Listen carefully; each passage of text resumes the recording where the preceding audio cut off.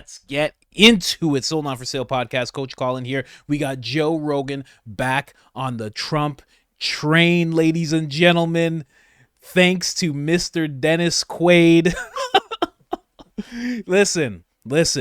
Hopefully this, it smooths everything out between Joe and Trump, I told you guys before when that whole endorsement thing happened, I was like, Mom and Dad are fighting. There's going to be a divorce. I can't handle that kind of thing now. You know what I mean? Anyways, guys, Dennis Quaid's on the podcast. He's a full-blown Trump supporter, full-blown MAGA man, and he is bringing up Trump more than anybody on this podcast. And they are about to get into some things, tax on tips, Kamala Harris copying Trump. They're going to talk about the pullout of Afghanistan a little bit. They're going to talk about the story, I don't know if you heard this story. I'm going to play it for you guys. The story between Trump and I believe the leader of the Taliban. We're getting into some stuff right now, but let's start with the Rogan clip, of course. Let's go. We're using the judicial system against Trump. Yeah, which is, for sure. Really off the reservation. Well, they're using the judicial system against Trump. The entire media establishment, other than Fox News, is completely against anything Republican. Right. And it's filled with. Did you see on Colbert the other day, Kristen Collins, is that her name? Yeah. I saw that. When she said, when Colbert says, Fox just reports, or CNN just reports the facts, the whole audience starts laughing. Yeah, was that a laugh line? Yeah, he goes, well, I guess it is. I guess it is. Yeah, which is hilarious. Look, people get it. Oh, they do get it. That's what, well, the pandemic, bolsters me is that people do get it. Sometimes I think everybody's just swallowing this. There's a lot of people that are still swallowing. A lot of boomers, a lot of older folks that are just swallowing whatever's in the newspaper and whatever's on television. And a lot of people aren't news wonkies like you and I. Yeah. They just get the sound bites, and that's what they do it for. And well, it's disheartening. The more you do a deep dive on the actual facts about a thing, like I've heard people repeat. I've had conversations with people. They go, "Well, Trump's a felon. He's convicted of 34 felonies." I go, "Okay. Do you know what those things are? Do you know that they are misdemeanors? Misdemeanors. Do you know that the statute of limitations had run out on this little misdemeanor? Yeah, the whole thing it wasn't is a insane. campaign contribution. They just did all kind of gymnastics to make it happen. And then the third person in line in the Justice Department comes back to New York to oversee this case, and it's just incredibly dangerous. It's incredibly dangerous because it can also be turned around. Yes, and there has to come a point where we go, stop. Yeah, we have to stop this, or we're losing our country. Yeah, I think they're more concerned with being in power than they are with preserving the idea of democracy. I totally agree with that. And I think some of that was certainly they were emboldened by the fact they're essentially running the country without a president for the last 3 years. Yes. Because he's not there. Not there, really. And since he's decided that he's not going to run again, he's gone. He's vanished. It makes me, who's running it now? Exactly. And then the crazy thing is Kamala Harris. Elected, who'll be running it then? Because I really can't see her being in charge. No, it's a figurehead. That's all it is. And what's really wild is the Babylon Bee had a hilarious little caption. They said, when I get in office, I'm going to change things, says the woman who's in office right now. Because she's in office. Yeah. She's talking about fixing all these things like, hey, from you're day one, literally the vice president. On day one, I'm going to really do something about the border. But says the borders are. Essentially the president right now. Yeah. This is so fucking crazy. You'll be the president for 5 more months. Yeah. This is so nuts. But yeah. She's flipped on everything except for plastic straws. She still wants to get rid of those. Did you see the thing where Trump came out and said that he was going to stop taxes for tips of hospitality workers and you wouldn't tax them on tips anymore? Yeah, that was like a month and a half ago. Yeah, and then she came out and said she's going to do it. Right. And she's going to stop tips. And everybody cheered as if it was her idea. But here's the problem. In 2022, she was one of the deciding votes to go after people that were not reporting their tips. Was that on the Inflation Reduction Act or the Green New Deal? I think it was one and the same. She was the tiebreaker. Yeah, exactly. So they're going to tax the business instead, which in turn taxes the workers that are there. But it's hilarious that 2 years later she's acting like this is her idea now. Yeah. Like you had a chance. You could have swung it the other way 2 years ago. Yeah. Could have been right in there. It's just or that she was all the brags that she was the last person in the room when it came to the withdrawal in Afghanistan. Yeah. And, we left $87 billion of military equipment there. We have 13 soldiers that were killed. And there's still people over there in hiding. Yeah. And also the people that work with us. All the people that work with us. All the translators, all the Afghanis that helped us. They're all fucked. Well, Trump had all that stuff. He was doing it right. Yeah, he had that that meeting that he had with the Taliban leadership, and where he we're going to leave, but if one soldier's head is touched, we're going to be back, and just to show you how we can do it, here's your address. They had a photograph of his house. Yeah. They gave him to him, and that's when they went, okay. Really, the only thing I liked about Trump was everything that he did. I would cringe at so much stuff that he said. Right. But I think his heart was really in the right place. And not only that, we need a really strong leader like that to deal with these assholes that run the third world, the other world. There's some bad actors out there. Yeah, unquestionably. And the wildest thing is that people are pretending that if he gets into office, he's going to become a dictator, as if he wasn't in office for 4 years and was never a dictator. Right. Like, the whole thing is like, we're just being gaslit and lied to on a scale that I've never seen in my life, to the point where CNN on television saying that they support the news becomes a huge laugh. Right. Or that they just speak the news objectively. Yeah, and it's incredible. Like I said, the Democrats are really good at doing it because they say it's so bold-faced. Yeah. Yeah. Well, they have so much money. The thing, have you ever seen the difference between Democrat donors versus Republican donors? Like, there was a chart that someone made about the amount of people that donate to the Democratic Party versus the amount of people that donate to the Republican Party. It's shocking. Big donors. Big donors. Shocking. That's where it's completely turned upside down, because it used to be Republicans were known as the fat cats, and big oil and big business and all that would be the big supporters and donors of the Republicans, and it was like those $5 and $10 donations of the Democratic Party, because they're really a coalition of groups. But then I think starting with Obama, especially, it started with social media. It really started to get into more of a corporate type of tech oligarchy that is tech kind oligarchy. Of going on. That's a great way to put it. That's really what it is, right? It's a tech oligarchy. The tech thing's nuts because nobody anticipated that these corporations were going to have this insane amount of influence and power over people. I've had this guy, Robert Epstein, on my podcast before. I don't know if you've ever seen his work, but he basically does a statistical analysis of Google search results and what Google does to change people's opinions and how much of an effect it can have on swaying an election. Because if you go look for Trump rally, you'll see a bunch of Kamala Harris things. If you go to try to find something negative about Kamala, you'll find all these positive things about Kamala. So these quick searches, which most people do. Most people aren't doing deep dives for hours where they're going and reading and finding other alternative sources of information. They get their information from a Google search. And that Google search, if you can curate it and make sure that all the positive stuff about the people that you want is up front and all the negative stuff about the people that you don't want is up front, you could shift people's opinions by 20-30%. Of course you can. And it's with the algorithms that they have. They already know your preferences and basically who you are to begin with. Yes. And they can maneuver that way. It should be illegal. It's not just the Russians. We should have search results. Search results should be completely unbiased. Like, that should be a law. Because if you can curate searches, if you can curate people's access to information and hide things, that should be illegal. There should be nothing that has anything to do with political ideology when it comes to searching for information. It should just be whatever the information is. I completely agree with you. As well, for one thing, as Ronald Reagan said, democracy can handle it. Yeah.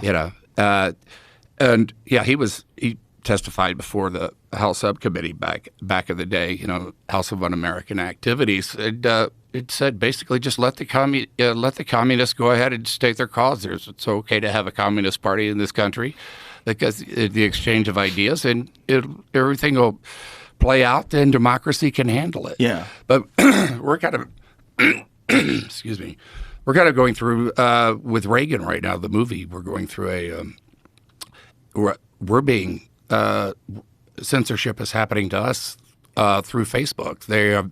Facebook banned advertising and a lot of the podcasts. This one will probably be banned on Facebook as well.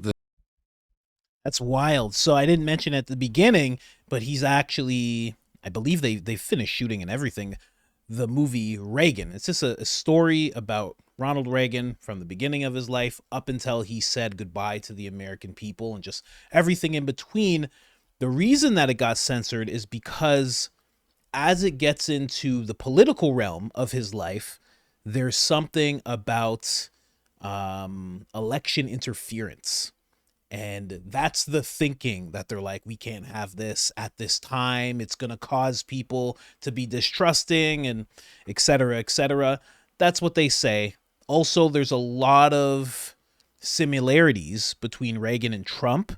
So people might look at this film and see Trump, especially with what I just brought up. You make a bunch of connections there. So he's suffering there, but he does not care. I love a guy like this. Nothing's worse than when you see an older guy who's like still like Rage Against the Machine, man. Yeah, Antifa, they're cool, man. There's nothing worse when you see that. You're like, wow, you haven't grown up. That part of your brain just never grew up. This guy, on the other hand, part of Hollywood and decided, I don't care anymore. The future of the country is at stake, and I may be old right now, but I got kids, and they're going to have kids, and I got to speak up. And he came out as a full-blown Trump supporter. So shout out to this gentleman. Never into his movies much or anything, but as a man, as a person, great dude. Absolutely great dude. Full conversation that they went into was really good. Interesting stuff. I'll just bring up right now, just in case you guys don't know. When you're on Google, you know what you got to do. You know where the real news is. You got to go to like the 4th page. You got to just don't even bother with the first page. If you want, first couple, whatever, usually sponsored stuff anyway, but you got to go to the 4th page, that's if you're even using that search. I'm going to be honest. I've been using X. It's been working pretty well, I have to say. Same stuff, right? Certain people make websites populate in search. I just go to X. Certain accounts make certain content, and you find what you need. It's really, really good. That's just what I've been doing. If you're not on X, that's another reason to get on there. I'm not getting paid or anything. I'm just saying it's a pretty good platform. Now, when we talk about the tip tax, let's just get into this. Let's get into this hypocrisy when it comes to Donald Trump and the tip tax, because Donald Trump said this. I believe this was June 9th. He said this. Check it out. When I get to office, we are going to not charge taxes on tips, people making tips. You do a great job of service. You take care of people. And I think it's going to be something that really is deserved. So those people that have jobs in restaurants, whatever the job may be, a tipping job, we're not going after for taxes anymore. For those hotel workers and people. So that's what Trump said. And then Kamala comes right in. It's so funny with her running, just to stay like, hold on, let me play the clip and then I'll say this. And eliminate taxes on tips for service and hospitality workers. And if you're wondering when that was a few days ago. She said that. So literally Trump says it a month or so later. She comes out and says it as well. Absolutely hilarious. But I was going to say with her, it's so her campaign is so easy. All she has to do is seal up the border right now. That's it. That's all she has to do. And that shows you what's going on with the border, because she could win if she did that. Possibly. There'd be a lot of people where that was their main concern. I mean, it's top 3 concerns for all citizens, right? All she has to do is that. But she's like, no, a few more million, actually. It's like, what are you doing? Why would you do that? It's just so disingenuous. Anyway, let's get into this part. Oh, okay, what is this showing me? Yeah, exactly, June. Beautiful. I thought so. But also, I think this is a little compilation. Check this out. because when I get to office, we are going to not charge taxes on tips, people making tips. This Trump idea is unrealistic. Tax relief that Donald Trump is promising are actually backdoor ways to give rich people big tax breaks. Taxes on tips is just kind of silliness. They're smart enough to know the difference between, as they said, real solutions and wild campaign promises from a convicted felon. The Biden campaign kind of scoffs at this idea as well. Big speech in Nevada by Kamala Harris, and she came out for no tax on tips. And eliminate taxes on tips for service and hospitality workers. Where have I heard that before? This is just one of those economic policies that will go to the heart of doing something directly for people that they can feel. She had a focus on the middle class, and so eliminating taxes on tips will help people that go to work every day and bust their butts to keep food on the table, clothes on their back. Absolutely unreal. The way the media works. Oh my gosh. Trump comes out there like, this is a terrible idea. I can't believe he said this. This is horrible. She comes out with it. They're like, this is just one of those things. She just has the American people in mind. Oh my gosh. Just in real time. They don't waste time anymore even. They don't go, okay, let's just veer and let's change a little bit. They just go, what's the new thing? Trump said it. It's bad. Kamala said the same thing. It's good. All right, roll the camera. Let's go. That's it. It's crazy how mask off it all is. Anyway, here's Donald Trump calling out Kamala Harris for this whole copycat type of thing that she's doing. He even joked in another press conference that she's probably waiting to hear Donald Trump's economic plan so she can copy it.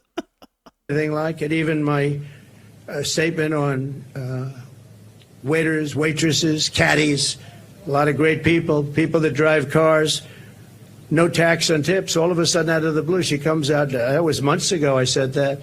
And she came out and she said, no tax on tips. She could have at least said, President Trump had some great ideas, but one of the ideas was no tax on tips. I think it would have been nice, and people would have accepted that. But she just came out like it was hers, and she never had. In fact, just the opposite. The IRS is all set up to really go after people that make tips. And they passed legislation and signed executive orders making it really hard on waiters, waitresses, and that was very recently. That was just before I made the proposal. They were really going after people. So they're lying when they say that, this is what they want to do, because their legislation, which everyone knows, and their executive orders were extremely tough. They also put 88,000 new IRS agents in that can go and harass everybody. And again, this is always framed by the media as, oh, Trump complaining, or he seems like he's just bitter. How do you not get bitter when you're like, I got a great idea for the country? And then the person who you're running against just looks at you and says, I got a great idea for the country too. And the media gives you the middle finger and then gives her a big hug. I'd be mad too, man. I'd be really mad too. Let's move on here just so you can see what was actually going on with Kamala Harris and Joe Biden.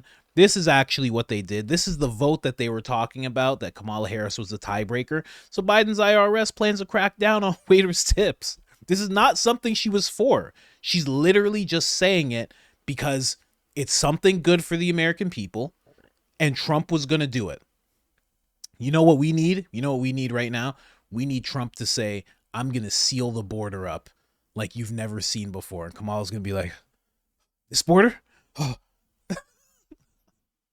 Illegal immigration has gone down to -0. We don't know how that's happening, but apparently somebody sealed up the border.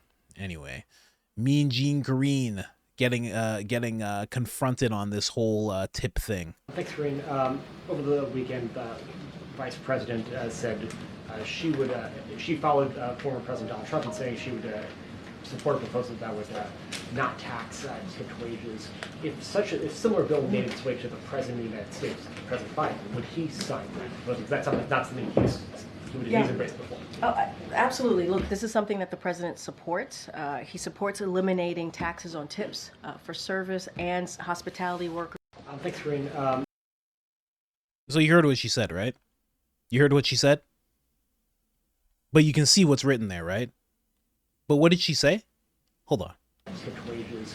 If similar bill made its way to the President of the United States, President Biden, would he sign that? Was that something that's something he's embraced before? Oh, absolutely. Look, this is something that the president supports. He supports eliminating taxes on tips for service and hospitality workers. Thanks, Green. Hey, what? Hey, what are you talking about? This is so crazy that they're doing this. Buddy, I've been saying this about Donald Trump for so long.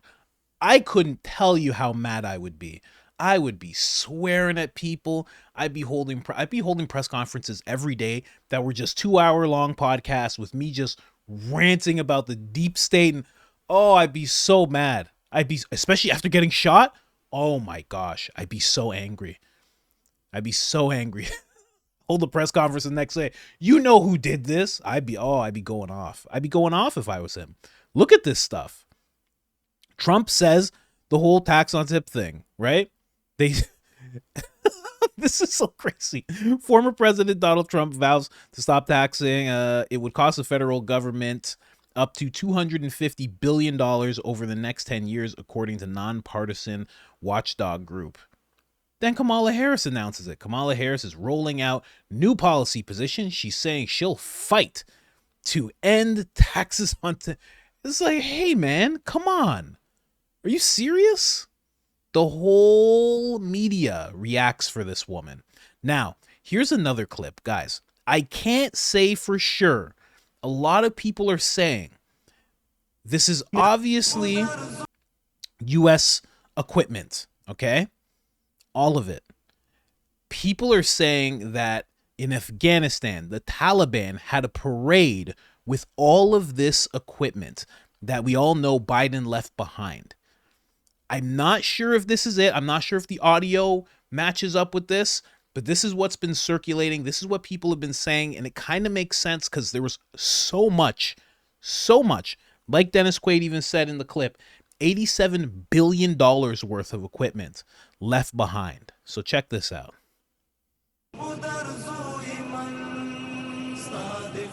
درنو لیدونکو او د ملي رادیو اوریدونکو دا د امریکایي اشغال د هیواد د ازادۍ او فتحې په دې مراسمو کې د اسلامي امارت هوایي ځواکونه هم پوځي نمایشات ترسره کوي او د زمینی ځواکونو ملاتړ کوي. هوایي No hate to anybody, but I don't want to hear that. No hate on anybody. I'm just saying, I don't want to hear it.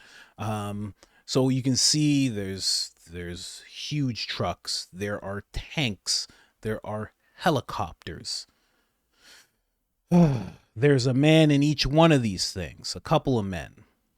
If this is what people are saying it is, this is incredibly sad.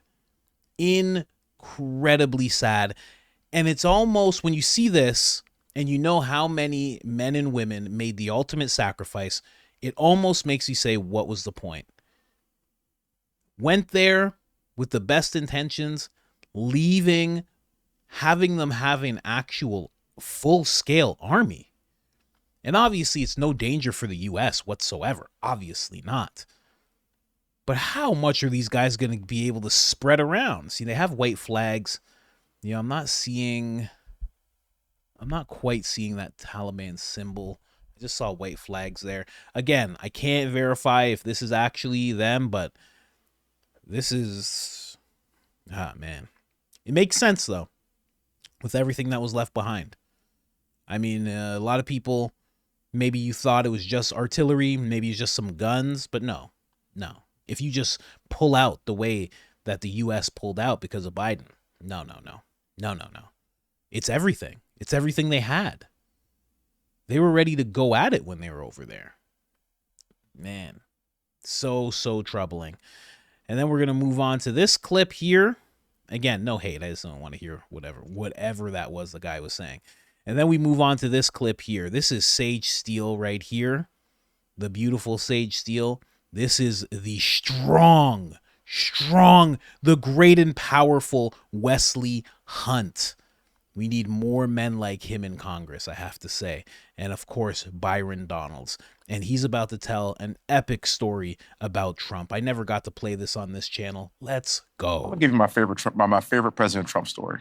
This is my number one favorite of all time. When we were negotiating with the Taliban, while President Trump was still the president, President Trump wanted to get out of Afghanistan, but he wanted a conditions-based withdrawal. Meaning that you do what we tell you to do, and then we will start pulling troops back slowly as long as you abide by our rules. It's President Trump and Mike Pompeo, and they are talking to Taliban leadership in the room, and they had one translator in the room. President Trump looked at the Taliban leader and said this: I want to leave Afghanistan, but it's going to be a conditions-based withdrawal. And translator translated. And he said, if you harm a hair on a single American, I'm going to kill you. And the translator goes, and Trump goes, tell him. Yes. Tell him what I said. Tell him what I said. Reached in his pocket, pulled out a satellite photo of the leader of the Taliban's home and handed it to him. Shut up. Got up and walked out the room. So that's a real story. And I only play that because Joe knew that story. Dennis Quaid knew that story. And this is why everybody knows that story, because Wesley made sure to tell that story. And yes, you are seeing that correctly. He is wearing cowboy boots. That man does not play around. He served his country. He now is in Congress. He is a beast, absolute beast. Love that guy, man. Anyways, that guys like that, that guy's a good VP pick for someone down the road. He's young now. He's like, I think he's like my age, Byron as well. But that guy right there, man, go check out some videos of Wesley Hunt. Whoo! I'm telling you, you won't be disappointed. You will not be disappointed. Oh, I tell you something. He's in Texas.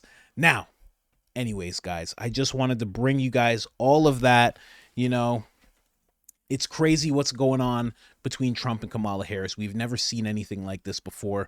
This is what they tried to do with Hillary Clinton. They're trying to take Tim Walz and Kamala Harris, and they're trying to recreate that fun friendship that Obama and Biden had back in the day, and it's not working. Everybody can see through it. Nobody knows what these people's policies are. Tim Walz is talking about bringing back the joy. What does that even mean?